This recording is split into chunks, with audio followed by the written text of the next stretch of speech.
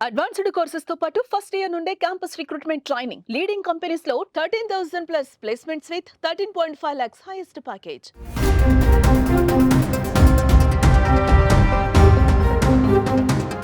పెళ్లి కావాల్సిన యువకులే వారి టార్గెట్. బ్రోకర్ల పేరుతో ఇష్టారీతిలో మోసాలకు పాల్పడుతున్నారు కొందరు. ఈ నేపథ్యంలో తాజాగా ఒక సంచలన షాకింగ్ విషయం బయటపడింది.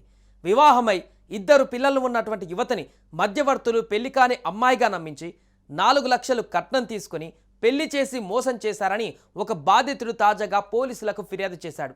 కొద్ది రోజుల క్రితం 4 దళారీల ద్వారా విజయవాడలో ఒక సంబంధం ఉందని తెలుసుకొని కర్ణాటకకు చెందిన యువకుడి కుటుంబం సభ్యులు స్థానిక పెద్దలతో కలిసి పల్లవి అనే యువతిని చూడ్డానికి వచ్చారు.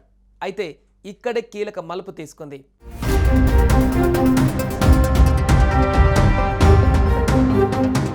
కర్ణాటకలోని గంగావతిలో స్థిరపడ్డ తెలుగు కుటుంబానికి చెందిన ఓ యువకుడికి 34 ఏళ్లు వచ్చినా కూడా వివాహం కాకపోవడంతో ఆంధ్రాలో మధ్యవర్తులను ఆశ్రయించారు. కర్ణాటకలో ఉంటున్న తెలుగువారైన యువకుడి తల్లిదండ్రులు కుమారుడికి పెళ్లి సంబంధాలు కుదరకపోవడంతో ఏపీలో సైతం సంబంధాలు చూడమని శ్రీదేవికి చెప్పారు.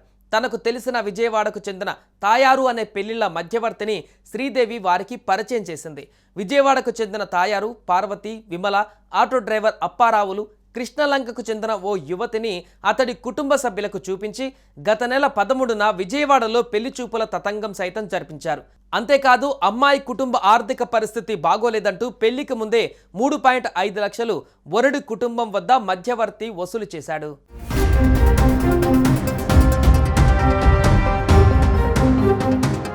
యువతి నచ్చి వివాహం చేసుకునేందుకు అంగీకరించారు యువకుడి కుటుంబం.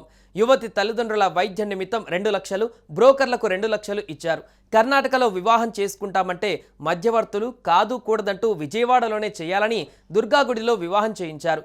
ఈ నెల 5న ఇంద్రకీలాద్రి పైన యువకుడితో పల్లవి వివాహం సంప్రదాయబద్ధంగా జరిగింది. 7న కర్ణాటకలోని గంగావతిలో నవదంపతుల రిసెప్షన్ ఘనంగా నిర్వహించారు.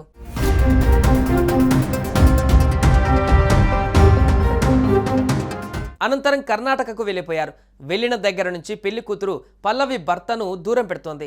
పల్లవి వెంట వచ్చిన ఆమె సోదరుడు హరీష్ రిసెప్షన్ అయ్యాక తన తల్లికి బాగోలేదంటూ వరుడి కుటుంబం వద్ద నుంచి 50,000 తీసుకుని అదృశ్యమయ్యాడు. భర్తతో కాపురం చేసేందుకు పల్లవి నిరాకరించడంతో కుటుంబ సభ్యులకు అనుమానం వచ్చింది.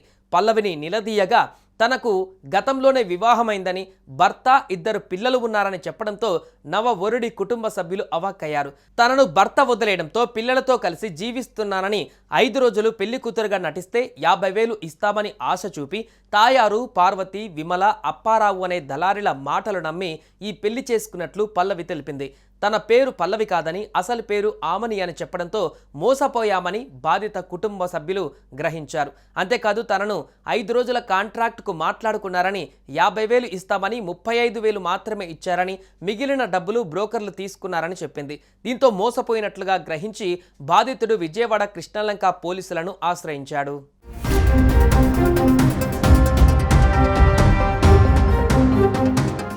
సుమన్ టీవీలో మీ పర్సనల్ అండ్ బిజినెస్ ప్రమోషన్స్ కోసం కింది నెంబర్కి కాంటాక్ట్ చేయండి.